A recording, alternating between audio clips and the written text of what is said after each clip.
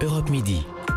Il est 12h53 et c'est l'heure de retrouver Dany Cohn-Bendit, Maxime Switek. L'Europe à la une. Dany, un problème extrêmement sensible aujourd'hui. Il en sera d'ailleurs question lors du sommet européen qui commence ce soir à Bruxelles. La question des migrants. Plusieurs pays européens refusent toujours l'idée de quotas obligatoires. Ils ne veulent pas plus de réfugiés chez eux. Oui, alors il faut se rappeler, 2015, on se rappelle, les réfugiés, beaucoup de réfugiés. Donc l'Union européenne décide d'une répartition, ou pas beaucoup, il s'agissait de 130 000 réfugiés qui devaient être répartis dans tous les pays, dans les États membres. Il y a eu un vote à la majorité qualifiée.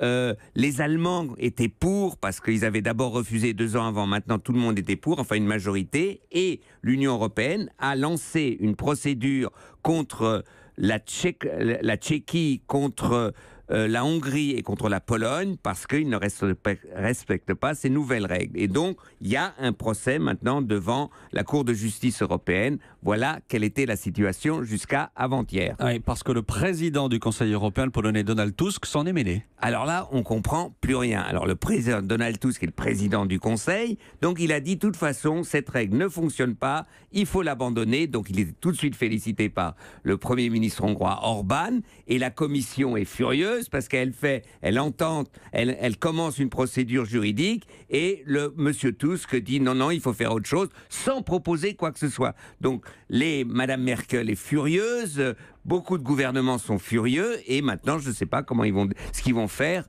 après-demain, demain, au Conseil européen. Absolument. Dany, quelle solution vous imaginez justement pour sortir de l'impasse ? Alors moi je propose, mais ça fait longtemps que je propose, une agence européenne pour les réfugiés.